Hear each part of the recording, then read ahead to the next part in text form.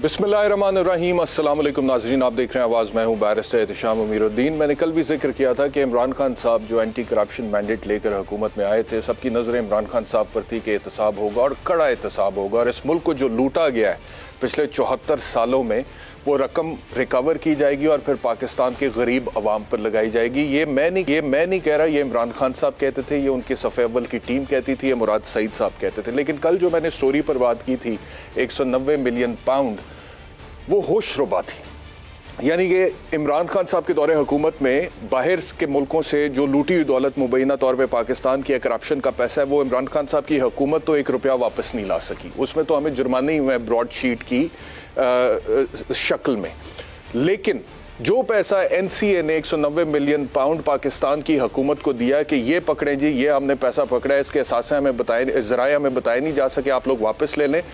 और शहजाद अकबर साहब के ट्वीट्स ऑन रिकॉर्ड हैं जिसमें वो कह रहे हैं कि ये पैसा गरीब अवाम पर लगेगा, वेलफेयर के प्रोजेक्ट्स पर लगेगा, यानी कि अस्पताल बनेंगे, स्कूल बनेंगे और लोगों पर ये पैसा लगेगा। वो ट्वीट्स मौजूद है। लेकिन उसके बावजूद वो पैसा NCA ने जिससे लिया था उसको वापस दे दिया जाता है पाकिस्तान तहरीक इंसाफ के दौर में। और इस सारी ट्रांजैक्शन को कवर देती है उस वक्त की काबीना जिसको हेड कर रहे थे उस वक्त के प्राइम मिनिस्टर इमरान खान साहब। ये बहुत ही होशरुबा, और ये 40 अरब रुपया कोई कम पैसे नहीं है। शहबाज शरीफ साहब, हमजा शहबाज साहब, शरीफ फैमिली के हवाले से जो भी एलिगेशंस हैं वो 22, 23, 24 अरब के होंगे। इमरान खान साहब कहते हैं ना कि मुझे शर्म आती है कि मैं एक ऐसे मुल्क का शहरी हूं और मैं तस्लीम ही नहीं करता इनको वजीर आजम, क्योंकि इनके ऊपर करप्शन और मनी लॉन्ड्रिंग के केसेस हैं। मकसूद चपड़ासी के अकाउंट में अरबों रुपए आ गए। With a single stroke of pen the cabinet of former prime minister Imran Khan ने इस ट्रांजैक्शन को लेजिटिमेसी दे दी और जो मुबैना तौर पे करप्शन का पैसा था, सेटलमेंट का पैसा था, वो वापस उसी बंदे को दे दिया जिससे NCA ने रिकवर किया था। आप तो कर नहीं सके। यहां पे एहतसाब की जो सूरत हाल रही है वो कल भी हमने बात की थी, आज भी करेंगे। नूर आलम खान जो इस वक्त सदर है पब्लिक अकाउंट्स कमेटी का, उनका एक सॉर्ट है नैब से। क्या कहा उन्होंने? नूर आलम खान साहब का सॉर्ट भी होना चाहिए हमारे पास, चेक कीजिएगा। लेकिन चेयरमैन नैब का सॉर्ट है एक पुराना, जिसमें वो कुछ कह रहे हैं कि हमने इतनी रिकवरी की है जब से ये नैब में हम चल रहे हैं। सुनिए। तारीख की सबसे बड़ी जो रिकवरियां हैं वो नैब के इन 4 सालों के दौरान हुई हैं। ये नैब के जो 541 अरब है, मैं आज भी कह रहा हूँ कि 541 अरब की रिकवरी है, डायरेक्ट भी है और इनडायरेक्ट भी है। ये साबिक चेयरमैन नैब कह रहे थे कि तारीख की बेहतरीन जो है रिकवरी वो हमने की है इस दौर में। अच्छा, मैं एक छोटा सा फैक्ट नैब के हवाले से, जो कि आज भी ये होशरुबा इंफॉर्मेशन मेरी नज़रों के सामने से गुजरी है और मैंने सीनियर जर्नलिस्ट हमारे एंकर पर्सन हामिद मीर साहब को दावत दी है, वो हमारे साथ हैं। But before I go to Hamid Mir साहब, मैं आपसे अर्ज करूं कि पब्लिक अकाउंट्स कमेटी का इजलास आज हुआ है। नूर आलम साहब उसकी सदारत कर रहे थे। कायम मुकाम चेयरमैन नैब जाहिर शाह को वहां पे तलब किया गया और उनसे पूछा सलीम मांडवी वाला ने कि नैब ये दावा करता है कि अब तक 820 अरब रुपए की रिकवरी की है नैब ने। मैं दोबारा रिपीट करता हूं, सलीम मांडवी वाला साहब ने पूछा है कि नैब ये दावा करता है कि अब तक 820 अरब रुपए की रिकवरी की गई है, लेकिन जो कौमी खजाना है उसके अंदर सिर्फ 15 अरब रुपए जमा हुए हैं, तो बाकी रकम का है। और उसका जवाब कोई सामने नहीं आया, खबरों में मेरे सामने नहीं है कि कायम मुकाम चेयरमैन नैब ने क्या जवाब दिया। हाँ, उन्होंने ये कहा जी कि ऑडिट जो होगा हम आपके सामने पेश करेंगे। अच्छा, इससे पहले 26 जनवरी 2021 की एक खबर है। उस वक्त पब्लिक अकाउंट्स कमेटी के चेयरमैन राना तनवीर थे और उस टाइम नवीद कमर साहब ने एक सवाल पूछा था कि नैब ये दावा करता है कि 2021 में 8 अरब रुपए की रिकवरी हुई है, लेकिन सरकारी खजाने में 1 करोड़ 70 लाख रुपए जाहिर हो रहे हैं, बाकी पैसे कहाँ हैं? 2021 में 8 अरब की रिकवरी हुई है, लेकिन सरकारी खजाने में 1 करोड़ 70 लाख रुपए। उससे पहले की एक और खबर है, मैं आपसे अर्ज करता हूं कि नैब ये दावा करता है कि हमने तकरीबन 820 अरब रुपए रिकवर किए। और जब उनसे पूछा गया कि पैसे हैं कहाँ पे जो आपने रिकवर किए, तो उन्होंने कहा जी कि हमने वफाकी हुकूमत, सूबाई हुकूमत, महकमों को और मुतासरीन को दे दिए। Then there should be an audit report about it कि वो जो पैसा आप कहते हैं आपने 820 अरब रुपए रिकवर किए हैं, वफाकी हुकूमत को कितने दिए, सूबाई हुकूमत कौन सी को कितने दिए, मुतासरीन को कितने दिए, महकमों को कितने दिए। लोग मर गए यहाँ पे अपने पैसे के पीछे, हाउसिंग सोसाइटीज के पीछे भी, लेकिन कितने पैसे मिले? इसका ऑडिट तो होना चाहिए। नूर आलम खान साहब का शॉट सुन लें और फिर हम हामिद मीर साहब की तरफ जाते हैं। अगर parliamentarian, MNA, federal minister, prime minister, president of Pakistan वो सारे एसेट डिक्लेरेशन और वो कर सकते हैं। तो मेरे ख्याल में जो एहतसाब करते हैं वो भी कोई मुबर्रा तो नहीं है। बहुत शुक्रिया हामिद मीर साहब हमें ज्वाइन करने के लिए। हामिद मीर साहब, इस पे कुछ रोशनी डालिएगा। आपका जाहिर है कि बहुत तजर्बा है, आपकी बड़ी गहरी नज़र है। ये क्या मामला है कि सलीम मांडवी वाला साहब कहते हैं कि नैब ये दावा करता है 820 अरब रुपए की रिकवरियां नैब ने की हैं, लेकिन वजारत खजाना के मुताबिक अब तक सिर्फ 15 अरब रुपए जाहिर हुए हैं, बाकी पैसे कहाँ हैं? देखिए, ये सलीम मांडवी वाला साहब ने कोई नई बात तो नहीं बताई ना। ये तो बात जो है ये तकरीबन पिछले 3.5-4 साल से जो है ये सवाल मुख्तलिफ अंदाज में उठाया जाता रहा है। तो मैंने खुद ज़ाती तौर पर पब्लिक अकाउंट्स कमेटी की कई मीटिंग्स को मैंने अटेंड किया है, और उन मीटिंग्स में जो नूर आलम खान साहब का रोल है वो भी उसका मैं ज़ाती तौर पर गवाह हूँ। आप नूर आलम खान साहब ने जो एक अपनी जो पार्टी है पाकिस्तान तहरीक इंसाफ, उसके खिलाफ जो बगावत की, उस पर आप उनके साथ इख्तिलाफ कर सकते हैं। लोग कहते हैं जी कि उनको ऐसा नहीं करना चाहिए था, उन्होंने इमरान खान को धोखा दे दिया। लेकिन being the member of the public accounts committee, और फिर पब्लिक अकाउंट्स कमेटी की एक जैली कमेटी थी, उसके भी नूर आलम खान जो है वो उसके चेयरमैन थे उस जैली कमेटी के। तो मैं ये देखता था कि इन्होंने पलंदा उठाया होता था फाइलों का, और इनको बहुत से लोग अप्रोच करते थे, और ख़ास तौर पे ये जो चेयरमैन नैब हैं, इनको जब बुलाया गया 2-3 दफ़ा पब्लिक अकाउंट्स कमेटी में, उनको समन किया गया, तो उन्होंने हीले बहानों से आने से इनकार किया। तो उसके बाद जो हमें पता चला कि चेयरमैन नैब जो है उन्होंने नूर आलम खान की इमरान खान को शिकायत लगानी शुरू कर दी और कहा जी कि ये बंदा जो है ये मुझे तंग कर रहा है। अब इमरान खान साहब जो हैं वो चेयरमैन नैब के साथ बराह रास्त राब्ते में थे, और उनके जरिए वो अपनी मर्जी के जो लोग हैं उनके खिलाफ केसेस भी बना रहे थे। तहरीक इंसाफ के कुछ सीनियर रहनुमा जो हैं वो इमरान खान साहब की फरमाइश पे चेयरमैन नैब ने उनको गिरफ्तार करवाया। उनके साथ जो भी हुआ वो इमरान खान साहब की मर्जी के मुताबिक हुआ। तो इसलिए इमरान खान साहब जो हैं उन्होंने भी तो ओब्लाइज करना था ना चेयरमैन नैब को, क्योंकि वो इमरान खान को ओब्लाइज कर रहे थे। तो नूर आलम खान साहब जो है उनको पहले तो उस जैली कमेटी की सरबराही से हटाया गया, फिर उनको तंग किया जाने लगा, फिर उनके काम वाम नहीं होते थे, और फिर नूर आलम खान ने फ्लोर ऑफ द हाउस पे खड़े होके तो महंगाई पे गुफ्तगू करनी शुरू कर दी और हुकूमत की पॉलिसियों पर तनकीद शुरू कर दी।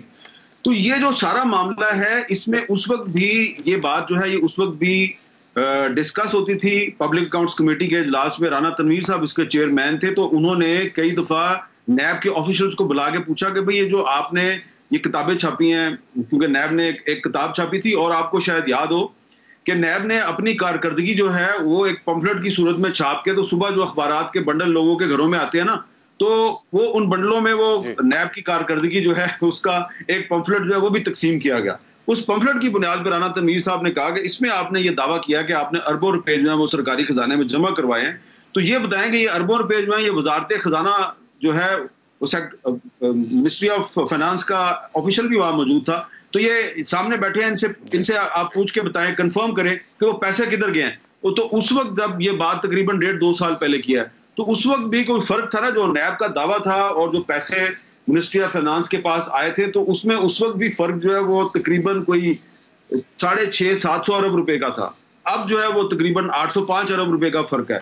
ये कोई नई बात नहीं है, और मैं समझता हूं कि ये एक बहुत अहम इशू है, और इस इशू पे जो चेयरमैन नैब हैं, जो कि अब शायद चेयरमैन नैब नहीं रहे, उनका टेन्योर खत्म हो गया, तो उनकी अकाउंटेबिलिटी होनी चाहिए। उनको किसी पब्लिक फोरम पे बुला के पूछा जाना चाहिए कि आपने दावा किया था कि आपने 820 अरब रुपए जो है कौमी खजाने में जमा करवाए हैं, जबकि मिनिस्ट्री ऑफ फाइनेंस कहती है सिर्फ 15 अरब रुपए जो है वो जमा हुए हैं, तो बाकी 805 अरब रुपए जो है 805 अरब रुपए इनका हिसाब जो है वो आपको जस्टिस रिटायर्ड जावेद इकबाल से लेना चाहिए।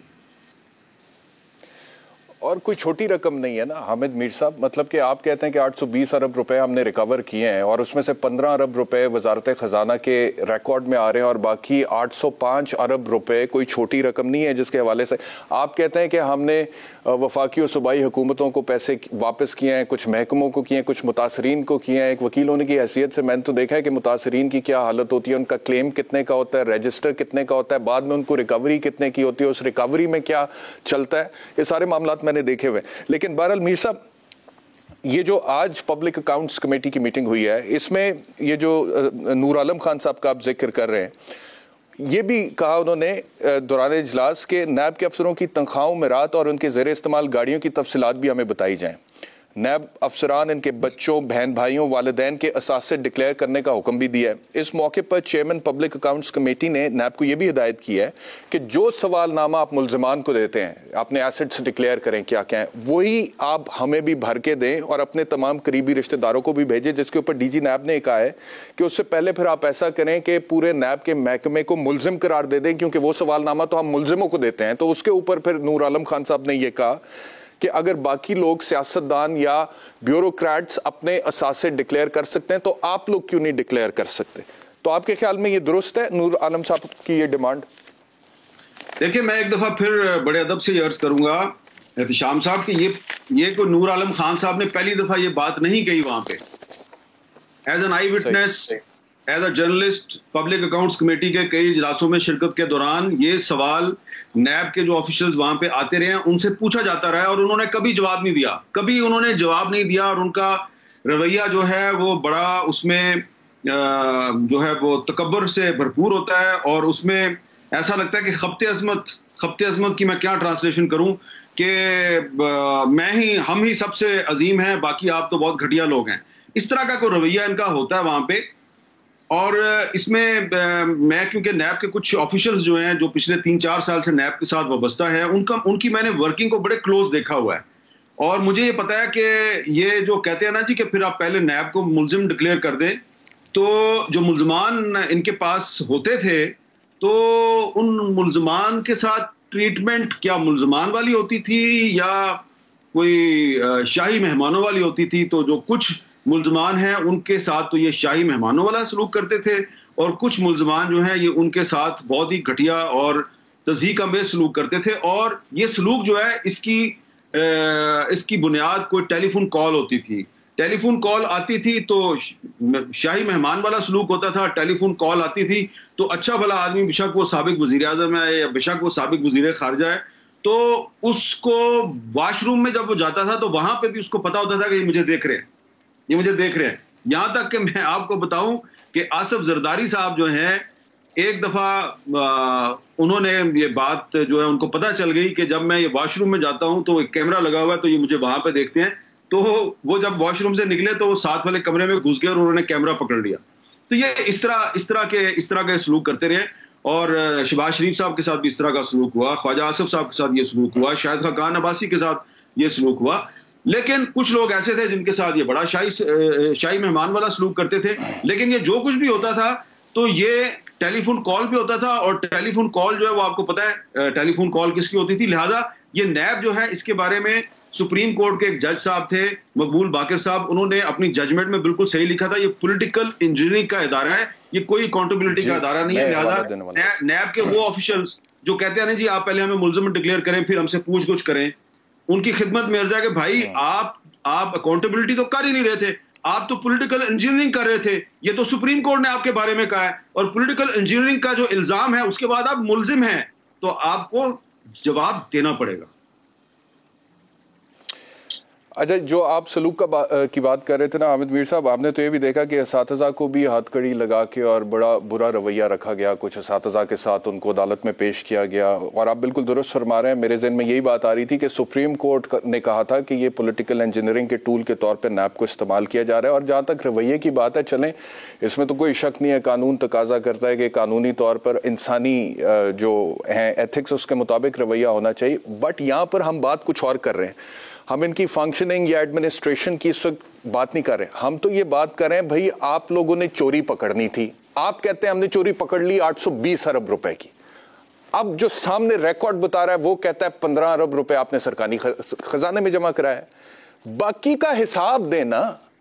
बात तो ये है कि आप बाकी का हिसाब दें, ये बहुत बड़ी बात है। और दूसरा हामिद मीर साहब, ये जो 190 मिलियन पाउंड के हवाले से कल मैंने ये स्टोरी पर बात की थी कि नैब ने यहाँ पे तो जो कुछ कर रहा है सो कर रहा है, वहां पे नेशनल क्राइम एजेंसी ने 190 मिलियन पाउंड पकड़कर इमरान खान साहब के दौरे हुकूमत में रियासत पाकिस्तान को वापस किया। और शहजाद अकबर साहब के ट्वीट मौजूद हैं कि ये पैसा गरीबों पर लगेगा। लेकिन जब वो पैसा यहां पर वापस आता है, वो जिससे पकड़ा था एनसीए ने, उसी को वापस किया जाता है।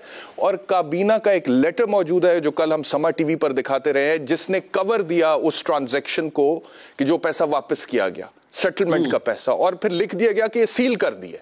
इसके बारे में क्या होगा? आपको लगता है ये हुकूमत इस हवाले से आने वाले दिनों में कोई इंक्वायरी, कोई तहकीक, कोई इन्वेस्टिगेशन करेगी? जब जस्टिस मकबूल बाकर साहब का जिक्र आया, जो कि जिन्होंने के लिखा था कि नैब पॉलिटिकल इंजीनियरिंग का इदारा है, तो जब उनका नाम हमने सुना तो हमें उम्मीद पैदा हुई कि शायद जस्टिस मकबूल बाकर साहब जो हैं वो जाके तो पता करेंगे कि नैब जो है वो उसमें कैसे इंजीनियरिंग की जाती थी। और ये वाली खास तौर पर ये बात कि ये जो 805 अरब रुपए का जो घपला है, एक ये मिसिंग है ना, 805 अरब रुपए मिसिंग है। तो मुझे बड़ी उम्मीद थी कि अगर मकबूल बाकर साहब चले जाएंगे नैब में तो ये बिल्कुल इस तरह के जो स्कैंडल्स हैं वो भी अनर्थ हो जाएंगे और हकायक सामने आएंगे। लेकिन फिर मुझे पता चला कि नैब के अंदर जो घपला करने वाले लोग हैं और जो स्टेक होल्डर्स हैं वो बहुत बड़े बड़े लोग हैं। मकबूल बाकर साहब जैसा आदमी जो है वो ना तो शहबाज शरीफ साहब के बारे में है और ना ही जो ये अपोजिशन लीडर बनाए हैं उन्होंने राजा रियाज साहब, ना इनके बारे में है। हो सकता है कि नूर आलम खान साहब को वो पसंद हो, लेकिन नूर आलम खान साहब के इख्तियार में नहीं है कि मकबूल बाकर साहब वहां पे जाएं। तो आप देखेंगे कि ये मकबूल बाकर साहब को चेयरमैन नैब नहीं लगाएंगे। अब ये चेयरमैन नैब के लिए कुछ ऐसे नामों पे गौर कर रहे हैं जिनमें जस्टिस जावेद इकबाल में और उन लोगों में कोई फर्क नहीं है। तो जब ऐसे लोग आएंगे, कमजोर लोग, कंप्रोमाइज लोग, जिनको ये लगाएंगे नैब में, तो उन्होंने कहां पे 805 अरब रुपए का घपला पकड़ना है। तो इसलिए मुझे इस हुकूमत से कोई उम्मीद नहीं है कि ये कोई ईमानदार और कोई क्रेडिबिलिटी वाला चेयरमैन नैब लगाएगी। ये ऐसा चेयरमैन नैब लगाएंगे जैसा कि इन्होंने पहले लगाया था। और मैं आपको ये बताना चाहता हूं कि जब शाहिद हकान अब्बासी साहब प्राइम मिनिस्टर थे और मेरे मोहतरम खुर्शीद शाह साहब अपोजिशन लीडर थे, तो उस वक्त जब हमें पता चला कि ये जावेद इकबाल साहब को चेयरमैन नैब लगा रहे हैं, तो मैंने 2-3 अपने शोज पे एतराजात उठाए कि यार ये बंदा जो है ये तो एबटाबाद इंक्वायरी कमीशन का सरबराह था, वो कमीशन की रिपोर्ट सामने नहीं ला सका, तो ये चेयरमैन नैब बन के क्या करेगा। फिर हमने ये भी एक सवाल उठाया कि ये जो मिसिंग पर्सनस के लिए इंक्वायरी का जो कमीशन है, उसके सरबराह इतने साल से तो वो मसला हल नहीं कर सके, तो ये नैब का अदारा जो है ये कैसे चलाएंगे। हमारी कोई बात नहीं सुनी गई। और फिर जब इनको चेयरमैन नैब लगा दिया गया, फिर शहबाज शरीफ साहब भी रोए, फिर शाहिद हकान अब्बासी भी गिरफ्तार हुए, फिर खुर्शीद शाह भी गिरफ्तार हुए। तो जिन दो बंदों ने, शाहिद हकान अब्बासी ने और खुर्शीद शाह ने इनको लगाया था, वो दोनों गिरफ्तार हुए और वो दोनों आप कहते हैं कि ये बड़े गलत आदमी है। अब मैं आपको ये कह रहा हूं कि ये जो हुकूमत है इस वक्त, अब ये जिन साहब को चेयरमैन नैब लगाने जा रही है, तो अगर वो लग गए साहब तो फिर दोबारा शहबाज शरीफ साहब गिरफ्तार होंगे और फिर दोबारा शहबाज शरीफ साहब अगर गिरफ्तार हो जाएं तो फिर हम उनकी ये बात नहीं सुनेंगे कि नैब बड़ा गलत इदारा है। आप गलत आदमी को लगाते हैं। हामिद मीर साहब, आपके साथ वही होगा। आपके पास किस नाम के हवाले से आपकी जराए क्या कहते हैं, किसको लगाने जा रही है चेयरमैन नैब? अभी क्योंकि ये ना हो कि मैं नाम ले दूं तो वो कह दे नहीं हम तो उनको लगा रहे हैं। तो अभी 2 नाम जो हैं, मकबूल बाकर साहब को उन्होंने माइनस कर दिया। अब ये 2 नाम हैं और वो 2 नाम जो हैं वो वैसे ही नाम हैं जैसा कि जावेद इकबाल साहब थे। और जिन लोगों ने जावेद इकबाल को लगवाया था, ये 2 नाम भी उन्हीं की तरफ से आए हैं। और जाहिर बात है कि जावेद इकबाल साहब जो हैं वो हिज मास्टर्स वाइस थे, तो ये 2 आदमी जो हैं इनमें से जो भी लगेगा वो भी हिज मास्टर्स वाइस होगा। बहुत बहुत शुक्रिया हामिद मीर साहब हमें ज्वाइन करने के लिए। तो क्या ब्रेक से वापस आते हैं, अगली स्टोरी पर बात करते हैं।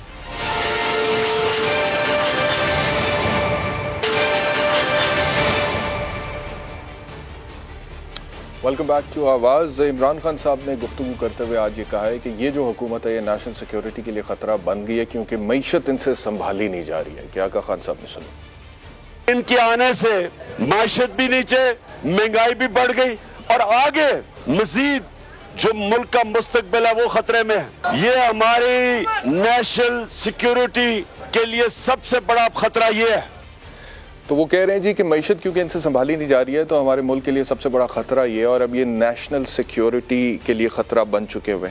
दूसरी तरफ जो हुकूमत है, काबीना का आज जो इजलास हुआ उसके हवाले से कुछ डिटेल्स मेरे पास हैं, वो आपसे शेयर करता हूँ। तो हंगामी इक़दामात का कुछ फ़ैसला किया है इस हुकूमत ने और वो कहते हैं जी कि सबसे पहले काबीना जो है ना, इसने कुछ कुर्बानियाँ देनी है और उसके बाद फिर हमने अवाम के ऊपर भी बोझ डालना है। ईंधन का जो कोटा था काबीना के मेंबरान का, उसमें 40% बकौल उनके कमी कर दी गई है। मरियम औरंगजेब साहबा ने बताया हफ्ते का दिन जो है उसको उस पर छुट्टी दे दी जाएगी, जिसकी वजह से करोड़ों रुपया वो कहते हैं कि सरकारी जो खर्च है वो बच जाएगा। मज़ीद वो कहते हैं जहाँ तक मामला है लोड शेडिंग का, उसमें पावर प्लांट्स को फाल किया जाएगा, सिस्टम में बिजली शामिल की जाएगी। 30 जून तक लोड शेडिंग जिसकी वजह से लोग बड़े परेशान हैं, उसका दौरानिया सिर्फ 2 घंटे तक रह जाएगा। वफाकी वज़रा को मुहैया सिक्योरिटी जो है उसमें गाड़ियों में 50% कमी कर दी गई है। हुकूमत जो है उसने अपने ऊपर पाबंदी लगा दी है कि मज़ीद कोई गाड़ियाँ ख़रीदनी नहीं है, सवाए इसके कि एम्बुलेंस ख़रीदी जा सकती है, स्कूल बसेस ख़रीदी जा सकती हैं और कूड़ा उठाने वाली गाड़ियाँ ख़रीदी जा सकती हैं। फर्नीचर सरकारी दफ्तर में नया ख़रीदने पर पाबंदी होगी।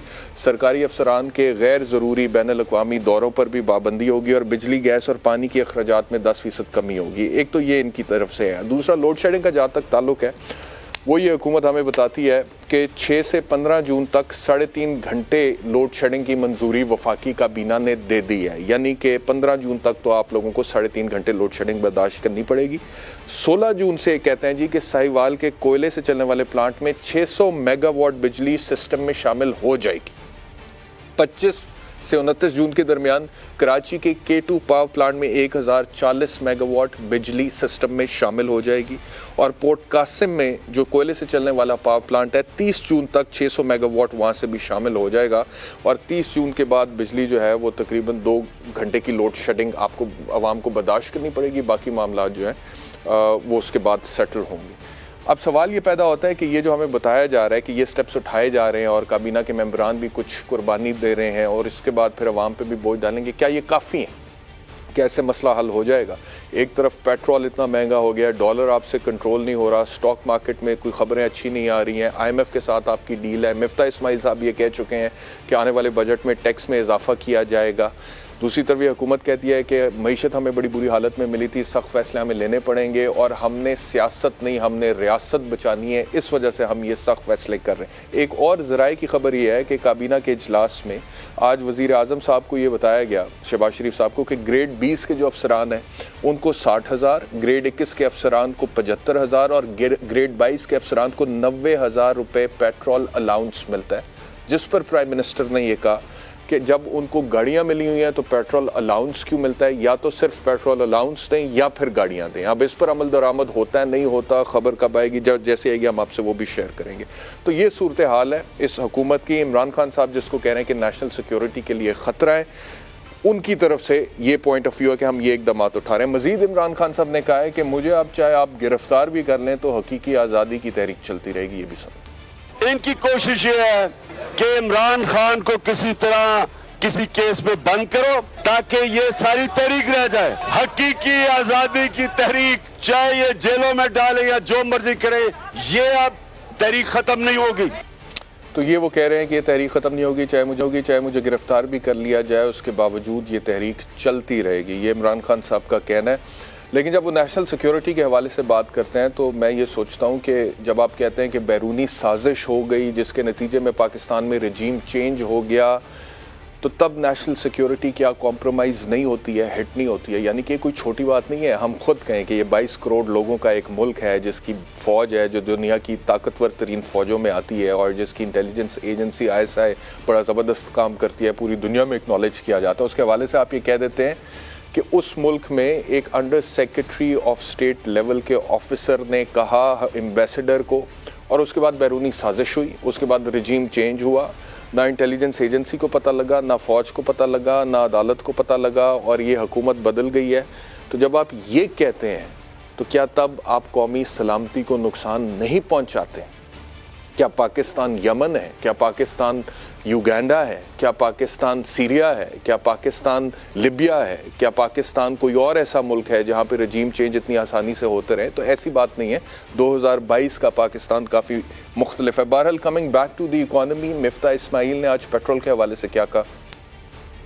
पेट्रोलियम सेक्टर में हमने 81 अरब रुपया सब्सिडी दी। We have taken very tough decisions. It is not easy for any prime minister to allow increase in the price of fuel the way we have, twice of 30 rupees each. 120 अरब रुपए का महीने का नुकसान होता अगर इसको हम कंटिन्यू करते। हुकूमत पाकिस्तान का चलाने का खर्चा तकरीबन 40 अरब रुपए, थोड़ा सा ज़्यादा 42 अरब रुपए। हुकूमत पाकिस्तान को चलाने से 3 गुना ज़्यादा खर्चा इस सब्सिडी में हो रहा था। और ये सब्सिडी खान साहब ने, इमरान खान साहब ने, शौकत तरीन साहब ने ये साइन किया था, सिंसियरली साइन किया था IMF से, इसके कम्प्लीटली बरक्स थी। आज अगर मैं शौकत तरीन साहब के मायदे पे, इमरान खान साहब के मायदे पे चलता तो या तो नौकरी से निकाला जाता, या अगर मैं चलता तो इस वक्त 300 रुपए का पेट्रोल और डीजल होता। तो मिफ्ता इस्माइल कह रहे थे कि इमरान खान साहब के दौरे हुकूमत में जो सब्सिडी दी जा रही थी पेट्रोल पर, उसका महीने का जो खर्चा था वो 120 अरब रुपए था और हुकूमत पाकिस्तान को 120 अरब रुपए का नुकसान हो रहा था, जबकि पूरी हुकूमत चलाने में 40 अरब रुपए का खर्चा आता है। तो 120 अरब रुपए का नुकसान अगर करते रहते, इसी स्ट्रेटजी से मैं चलता, तो इवेंचुअली पेट्रोल की प्राइस को 300 रुपये फी लीटर में बेचना पड़ता, जो आज इन्होंने 60 रुपये बढ़ाने के बाद वो 200 से ऊपर चली गई है। मुझे ज्वाइन किया पाकिस्तान पीपल्स पार्टी से फैसल करीम कुंडी साहब ने। कुंडी साहब बहुत शुक्रिया मुझे ज्वाइन करने के। साहब ने आज ये कहा है कि आपकी जो हुकूमत है ये अब नेशनल सिक्योरिटी के लिए ख़तरा बन गई है, क्योंकि आप लोगों ने आते साथ ही महंगाई कर दी है, पेट्रोल की कीमत में इजाफा हुआ है 60 रुपये और डीजल में, और उसके बाद वो कहते हैं जी कि बिजली के पर यूनिट में भी इजाफा हो चुका है। तो आपसे सिचुएशन संभाली नहीं जा रही और ये नेशनल सिक्योरिटी क्राइसिस बनता चला जा रहा है, क्या कहेंगे? बिस्मिल्लाहिर्रहमानिर्रहीम। देखें, आपने भी बात की उस शख्स की नेशनल सिक्योरिटी की जो बात कर रहा है कि हम उसके लिए थर्ड बन गए। पहले अपने मुतालिक वो बताए कि वो क्या है नेशनल सिक्योरिटी के लिए। जिस शख्स ने ये कहा कि अच्छा होता कि हुकूमत आने से है कि मैं इस मुल्क के ऊपर जो है कोई हमला कर लेता, अपना एटम बम गिरा देता या कोई और चीज करता, और बाकी उसके बाद जो उसने जिस तरीके से इस मुल्क के इदारों के खिलाफ बात की, मुल्क तोड़ने के खिलाफ बात की, वो इंतशार नहीं है, वो जो है वो सिक्योरिटी रिस्क नहीं है। बिल्कुल हम मानते हैं कि इस हुकूमत को जो है पेट्रोल की कीमतों के जो है बढ़ाना पड़ा, बिजली की लोड शेडिंग पहले से ज्यादा हुई है। ये चीज बिल्कुल मुश्किल फैसले थे जो इस हुकूमत ने किए, लेकिन प्रॉब्लम ये है कि ये हमें किस सूरत हाल में मिली हुकूमत, हम मिली या हमने ली। ठीक है, अब इस हुकूमत को महीना डेढ़ हो चुका है, बजट आने वाला है, हुकूमत ने इस चीज पे कंट्रोल डेफिनेटली करना है, पेट्रोल की कीमतों पे भी करना है, लोड शेडिंग पे भी करना है, रोजमर्रा की अशिया पे भी करना है। और अगर ये हुकूमत इस चीज पे कंट्रोल नहीं कर सकी तो हम इलेक्शन में जब जाएंगे तो हम अवाम के पास क्या लेके जाएंगे? अगर हमने इलेक्शन में जाना है, हमने अवाम के पास जाना है, तो हमने पिछली हुकूमत जो इमरान की हुकूमत थी और ये हुकूमत जो है इसका फर्क बताना है। अगर तो अहदाफ क्या है फैसल कुंडी साहब? लोग क्या बोले कि उस हुकूमत और इस हुकूमत में क्या फर्क है? इलेक्शन में लेट्स सपोज कि अगर आप 2023 अगस्त अक्टूबर में इलेक्शन में जाते हैं, अगर हम फर्ज करें उससे पहले इलेक्शंस नहीं होते हैं, तो आपके अहदाफ के हैं? डॉलर को कितना नीचे लेकर आएंगे, पेट्रोल को कैसे कंट्रोल करेंगे, बिजली को कैसे पर यूनिट प्राइस को नीचे लेकर आएंगे? देखें, हुकूमत है और हुकूमत की जो टीम है उसने इस चीज पे वर्कआउट करना है। मैं अगर आपको बोलूं कि मेरी तो ख्वाहिश है कि दौड़ जो है उस कीमत पे आ जाए जिस कीमत पे हमने 2013 में पाकिस्तान पीपल्स पार्टी ने हुकूमत छोड़ी थी। लेकिन वो एक मतलब है कि बात हो सकती है लेकिन उस पर हकीकत नहीं हो सकती। कोशिश करनी है कि लोगों को हमने रिलीफ देना है और रिलीफ जितना ज्यादा हम दे सकेंगे ताकि लोगों को फर्क नजर आए कि हमने लोगों को क्या रिलीफ दी है। अब ये जैसे कल प्राइम मिनिस्टर ने कहा है कि लोड शेडिंग कम होनी चाहिए, मैं आज भी एडमिट करता हूँ, मैं टीवी प्रोग्राम में जब माजी की हुकूमत में बैठा होता था, मेरे इलाके में खैबर पख्तूनख्वा में जो है हमारे इलाकों में 10 से 12 घंटे लोड शेडिंग होती थी, अब 16 घंटे तक चली गई है। ये नहीं कि 3-3, 4-4 घंटे लोड शेडिंग होती है, ज्यादा है। इसको आपके जो एनर्जी के वजीर हैं इस चीज को उनको दिन रात काम करना पड़ेगा, इस चीज को कम करना पड़ेगा। ये जो है देखें, अब कुंडी साहब देखिए ना, आप खुद कह रहे हैं लीडर वो होते हैं कि जो मुल्क को बहरान से निकालें। अगर आपको एक अच्छी हुकूमत मिल जाए, स्मूथ चीज मिल जाए, तो आप क्या डिलीवर कर सके? मतलब है कि वो तो डिलीवरी नहीं होती। डिलीवरी ये होती है कि आप मुश्किल हालात में लीडर किस तरीके से मुल्क को इन मुश्किलात से निकालता है। कुंडी साहब, आपने खुद कहा है कि आपके इलाके में 16 घंटे के हिसाब से लोड शेडिंग हो रही है रोजाना। पाकिस्तान तहरीक इंसाफ वाले कहते हैं, हमाद अजहर साहब की प्रेस कॉन्फ्रेंस में उन्होंने कहा था कि अब जो मौजूदा हुकूमत है इनसे सूरत हाल संभाली नहीं गई है लोड शेडिंग। और जब लोड शेडिंग, अब देखें ना, आपके इलाके में अगर 16 घंटे लोड शेडिंग हो रही है तो वहाँ पे लोगों का तर्ज जिंदगी क्या रह गया होगा बेचारों का? वो तो बिल्कुल जिंदगी का पहिया जैम होकर रह गया होगा वहाँ पे। तो इसमें आते साथ ही मतलब कि कोई गफलत हुई है, हुआ क्या है जिसकी वजह से पाकिस्तान तहरीक इंसाफ जितनी देर तक बैठी हुई थी इतनी लोड शेडिंग नहीं हो रही थी, लेकिन जैसे ही आप लोग टेक ओवर करते हैं लोड शेडिंग स्टार्ट हो जाती है और 16 घंटे तक चली जाती है, बकौल आपके खुद। तो क्या हुआ, क्या गफलत बरती? देखिए, मैं हमाद अजहर की तरह जो है वो बातें नहीं करूंगा। मैं ये नहीं कहूंगा कि मतलब है कि वो बिल्कुल मैं गलत बयान से काम ले रहे हैं। उनके दौर हुकूमत में हमारे इलाकों में 12 घंटे लोड शेडिंग होती थी, अब उससे बढ़ गई है। मैं ये नहीं कह रहा हूँ कि पहले बिल्कुल 4 घंटे थी और अब वो 16 घंटे में चल गई, उससे बढ़ गई है। ये हुकूमत का काम है कि इस चीज पर काबू पाए। हुकूमत ने कुछ चीजों पे कंट्रोल करने की कोशिश कर रही है। मैं ओपनली कह रहा हूँ, मैं ये नहीं हूँ कि मैं हुकूमत के हम हिस्सेदार और हम कहेंगे जी नहीं सब कुछ ठीक हो गया है। हाँ, हम ये मानते हैं कि हमें ये चीज विरसे मिले। हम ये नहीं कहेंगे कि हमें जो है इनका जो है हमें इतना साल चाहिए इस चीज को ठीक करने के लिए। हमें जल्द अज जल्द इस चीज पर काबू पाना पड़ेगा और हम काबू पाएंगे। हम ये चीजों को जो है जिस तरीके से ये मुल्क हमें हैंड ओवर हुआ है, हमें 2008 में भी जब पाकिस्तान पीपल्स पार्टी की हुकूमत आई थी, हमें जो मुल्क हैंड ओवर हुआ था वो भी आपके सामने था। एक खुदकुश हमलों का पाकिस्तान था, बारूद से भरा हुआ पाकिस्तान था। उससे भी हमने मिलकर काम किया, इत्तेहादी जमातों के साथ काम किया। अभी भी जिस सूरत हाल में इन लोगों ने, हमाद अजहर साहब ने और इमरान खान साहब ने हमें ये मुल्क दिया है, उसमें भी हम इंशाअल्लाह जो है इस मुल्क को बहरान से निकालेंगे, लोगों को रिलीफ देंगे और इंशाअल्लाह ताला लोगों को रिलीफ मिलेगा। शहबाज गिल साहब ने आज कुछ कहा है, आपको सुनवाता हूं, फिर आपसे जवाब लेते हैं। लुथड़ा हुआ है ये खानदान करप्शन में। लंदन की एक कंपनी हायर की गई है, उसे एक बड़े बिजनेसमैन टाइकॉन से पेमेंट करवाई गई है। ये टेक्नोलॉजी से रिलेटेड कंपनी है। जाली ऑडियोज और वीडियोस पहले तो बाजी बैठ के कहती थी ना हमने बनवाई हैं। चैनलों के मालिकान और सहाफी मौजूद हैं, उनकी जाली वीडियोस बनाने का ऑर्डर दे दिया गया है ताकि फिर उन्हें किसी गुमनाम नंबर से वो जाली वीडियो भेजी जाए और फिर उन्हें कहा जाए कि अब ये वाली खबर दें, ये लाइन लें तो फिर आपकी जान बख्शेगी। इस पे कोई तबसरा करना चाहेंगे कुंडी साहब? देखें, पहले तो इमरान खान साहब हमें कहते थे ना कि पहले अपने मुल्क की वफादारी का हल्फ उठाएं। जिस शख्स के पास अमेरिकन शहरियत है, वो चीफ ऑफ स्टाफ है उस इमरान खान का, जो कहता था कि मैं बड़ा मुहिब वतन हूँ, मैं किसी भी ऐसे शख्स को जिसने किसी और मुल्क के वफादारी का हल्फ उठाया मैं उसको नहीं रखूंगा। अच्छी बात है, इनसे अमेरिका मुर्दाबाद का नारा भी लगवा दे, इनका पासपोर्ट भी लगवा दें।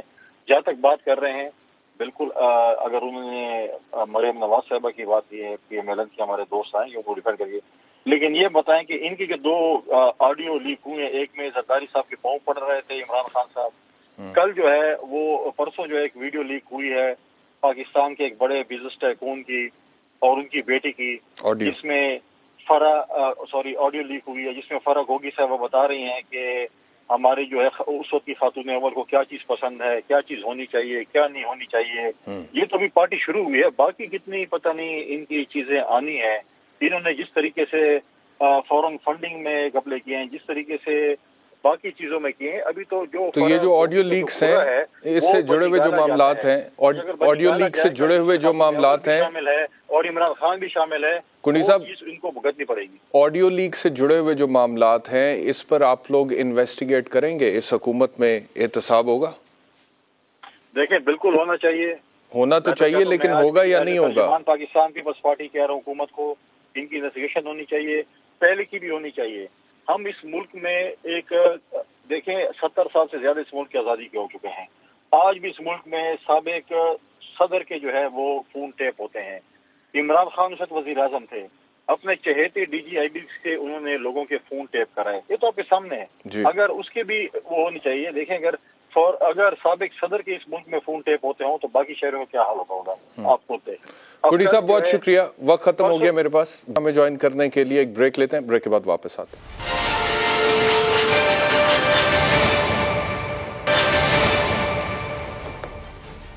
वेलकम बैक टू आवाज़। एक दफ़ा दोबारा सुनते हैं शहबाज गिल साहब ने गुफ्तगू करते हुए आज जो अक़वाले ज़री कहे, सुनिए। लुथड़ा हुआ है ये खानदान करप्शन में। लंदन की एक कंपनी हायर की गई है, उसे एक बड़े बिजनेसमैन टाइकॉन से पेमेंट करवाई गई है। ये टेक्नोलॉजी से रिलेटेड कंपनी है। जाली ऑडियोज और वीडियोस पहले तो बाजी बैठ के कहती थी ना हमने बनवाई हैं। चैनलों के मालिकान और सहाफी मौजूद हैं, उनकी जाली वीडियोस बनाने का ऑर्डर दे दिया गया है ताकि फिर उन्हें किसी गुमनाम नंबर से वो जाली वीडियो भेजी जाए और फिर उन्हें कहा जाए कि अब ये वाली खबर दें, ये लाइन लें तो फिर आपकी जान बख्शेगी।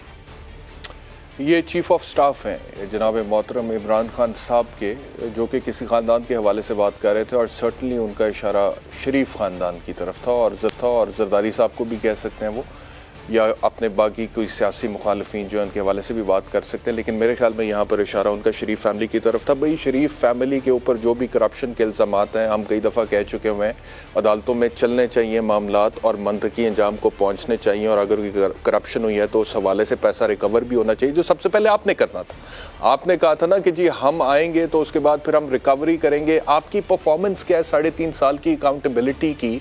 वो लोग जिनको आप कहते हैं बकौल आपके वो लुथड़े हुए हैं करप्शन में, आपने उन लोगों का एहतसाब किया, आपने रिकवर किया। आपके दौर की तो खबरें हम अभी निकाल रहे हैं कि 190 मिलियन पाउंड का एनआरओ आपने दे दिया और वफाकी काबीना पूरी ने बैठ कर दिया। कितने की काबीना थी? तकरीबन 47-48 लोग थे, सबको मिला लिया आपने बीच में और एक एनआरओ दे दिया। ये कैसे हुआ? ये तो अनप्रेसिडेंटेड है। मतलब कि जिसको पकड़ना था आपने 74 सालों से इस मुल्क के साथ जो खिलवाड़ हुआ है, और रोटी कपड़ा मकान तालीम सेहत इंसाफ इस मुल्क के अवाम को हुकूमतों ने देनी थी, उन्होंने नहीं दी, उन्होंने लूटा। मैं आपसे इत्तफाक करता हूं, आपने लुटेरों को पकड़ना था। आपने लुटेरों को क्या पकड़ना था? आपके पास तो जो करप्शन का पैसा बाहर के मुल्कों ने भेजा वापस, आपने उस पे एनआरओ दे दिया और वफाकी काबीना ने उसके ऊपर ट्रांजैक्शन जो है उसको लेजिटिमेसी दी। उसका हिसाब कोई तो पूछे कि ये कैसे हुआ, ये क्यों हुआ। ये मतलब कि आप इतने आराम से बात करते हैं कि मुल्क में 2 कानून है, अमीर के लिए एक है और गरीब के लिए दूसरा है, ताकतवर के लिए एक है, कमजोर के लिए दूसरा है, और उसके बाद आप ही के दौरे हुकूमत में, और आप हमें मिसालें देते हैं रियासत मदीना की, आप हमें मिसालें देते हैं नबी आखिर ज़मा मोहम्मद मुस्तफ़ा सल्लल्लाहु अलैहि वसल्लम की, कि उन्होंने ये कहा था कि अगर मोहम्मद की बेटी फातिमा खुदा न खास्ता चोरी करे तो उसकी भी वही सजा होगी जो चोर की सजा होगी। ये तमाम मिसालें आप हमें देते रहे, और आपके दौरे हुकूमत में क्या हो गया? और उसके बाद आपने उसको सील कर दिया ट्रांजेक्शन को, कि किसी को पता ना चले, मीडिया का मुंह बंद हो जाए। अभी कल से मैं उसके ऊपर बात कर रहा हूं, अभी तक I have not been able to come out of the shock कि ये हुआ क्या पाकिस्तान तहरीक इंसाफ की हुकूमत में कि 190 मिलियन पाउंड का एनआरओ गया, 40 अरब रुपए का। कितने गरीब घरों का चूल्हा जल सकता था उससे, कितने गरीब बच्चों का भला हो सकता था। 2 करोड़ बच्चा, 2.5 करोड़ बच्चा स्कूलों से बाहर, अस्पतालों में, सरकारी अस्पतालों में सीढ़ियों पे माओ ने बच्चे जने हैं, और आपके लिए इतना ही आसान था। और उसके बाद आप कहते हैं कि दूसरे लोग लुथड़े हुए, भाई होंगे लुथड़े हुए, वो अदालत फैसला करेगी, लेकिन आप लोगों ने क्या किया? क्या इसके ऊपर एहतसाब नहीं होना चाहिए? दूसरी बात, जो सारा फोकस है लंदन की कंपनी हायर की, और लंदन की कंपनी को हायर करके अब audio video, I don't know, मतलब कि this man is the chief of staff of the former prime minister of this country, and look at the focus, look at the content. ये क्या बात कर रहे हैं? Is this an issue?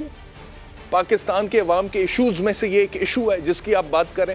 और problem ये नहीं है, अब तो कोई इतना फर्क भी नहीं पड़ता, क्योंकि अब आप लोग हुकूमत में नहीं है, अब तो आप लोग पार्लियामेंट में भी नहीं है। लेकिन जब आप हुकूमत में थे और इस मुल्क के 22 करोड़ अवाम की जिम्मेदारी आप लोगों के ऊपर थी, तब आप लोगों की ये बातें सुनकर हम परेशान होते थे कि करना क्या चाहिए और हो क्या रहा है, फोकस होना किधर चाहिए और फोकस है किधर। आप कर क्या रहे हैं? ऑडियो लीक, वीडियो लीक, फलाना टमकाना, ये वो, और चंद लोगों को टारगेट करके। If the objective is only to remain in power, तो फिर आप एक खास किस्म का नैरेटिव बिल्ड करते हैं और आप वो बिल्ड करते रहे, लेकिन परफॉर्मेंस जो है वो देना बहुत जरूरी होता है। और आखिरी बात ये कि अगर परफॉर्मेंस के हवाले से ये हुकूमत भी परफॉर्म नहीं करेगी, जो कि अभी तक नहीं कर रही है, अभी तक ये हुकूमत परफॉर्म नहीं कर रही है। आज ये इन्होंने कहा है वफाकी काबीना के इजलास में कि सबसे पहले हम कुर्बानी, भाई आपकी कुर्बानी मैच करती है काम पाकिस्तानी की कुर्बानी से? आप वजीर होकर आप कहते हैं कि हम 40% कटौती कर देंगे अपने ईंधन में, जो कि हमें फ्यूल मिलता है, हमें जो कोटा मिला हुआ है। एक रिक्शे वाले से आप मैच कर सकते हैं? नहीं कर सकते हैं। आपने उसके लिए कुछ करना है। आपने यहाँ पे, ठीक है, मुझे ये बात समझ आती है, इमरान खान साहब भी कहते थे, आप भी कहते हैं कि पेट्रोल कुव्वत खरीद से कम कैसे बेचें, नुकसान होगा, ठीक है, समझ आती है, लेकिन फिर कुव्वत खरीद से कम कैसे बेचें? लेकिन फिर एक आम आदमी की कुव्वत खरीद तो बढ़ा सकते हैं ना, पर कैपिटा इनकम तो बढ़ा सकते हैं ना, उसको तो ऊपर ले जा सकते हैं, एक आम आदमी के लिए अपॉर्चुनिटी तो क्रिएट कर सकते हैं ना। But what is the focus? आज जो हुआ है चेयरमैन नैब, ये नैब के हवाले से कि नैब कहता है 820 अरब की रिकवरी की है, जिसमें 15 अरब रुपए किधर हैं? कोई तो बता दे हमें कि वो 815 अरब किधर है। कल इंशाल्लाह आपसे दोबारा मुलाकात होगी। अपना बहुत ख्याल रखिए। अल्लाह हाफिज़।